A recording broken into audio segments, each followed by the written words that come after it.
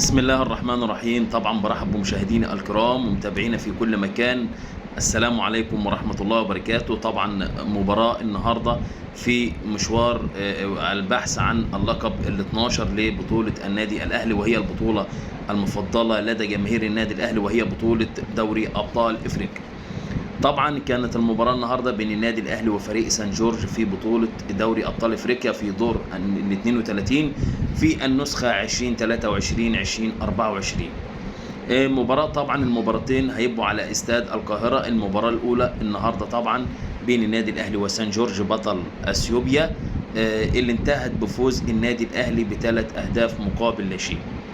أحرز الهدفين، أول هدف حسين الشحات، ثم الهدف الثاني لحسين الشحات، ثم الهدف الثالث في الدقيقة 93 للاعب أحمد عبد القادر البديل اللي نزل في أحداث الشوط الثاني. طبعا هدفين ولا أروع ولا أحسن من حسين الشحات، هدفين يعني بماركة عالمية جدا جدا من حسين الشحات، ثم الهدف الثالث للاعب أحمد عبد القادر.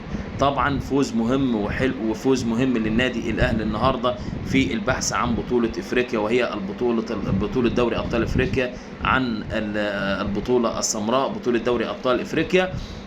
طبعا النهارده المباراة كانت في حد مجملها كانت كويسة من لعيبة النادي الاهلي باستثناء الشوط الاولاني. اتحسن اداء الشوط الثاني بالنسبة للعيبة النادي الاهلي، وفوز مهم طبعا النهارده للنادي الاهلي وفرص ضائعه من النادي الاهلي. طبعا المباراه دي مباراه فريق سان جورج، مباراه العوده هتبقى مباراه النادي الاهلي، والمباراتين على استاد القاهره. نتمنى الصعود لدوري المجموعات طبعا للنادي الاهلي وفريق بيراميدز وفريق الزمالك وفريق فيوتشر في بطوله الكونفدراليه. نتمنى طبعا الفوز للاربع فرق المصريه المشاركه في البطولات القاريه. نتمنى الفوز للنادي الاهلي والصعود لدوري المجموعات. تحيه كبيره طبعا للعيبه النادي الاهلي النهارده.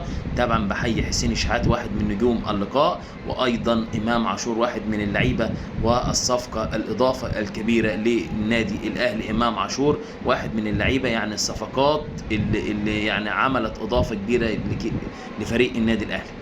طبعا اللي هي طلب بس عند حضراتكم لكل اللي بيتابعوا صفحه عصام المعلاوي في كل مكان. انا طبعا مقدم في مسابقه عن التعليق الرياضي.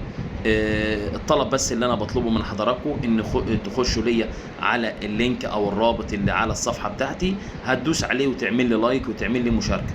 المسابقه طبعا نهايتها غدا باذن الله، اليوم الاثنين غدا.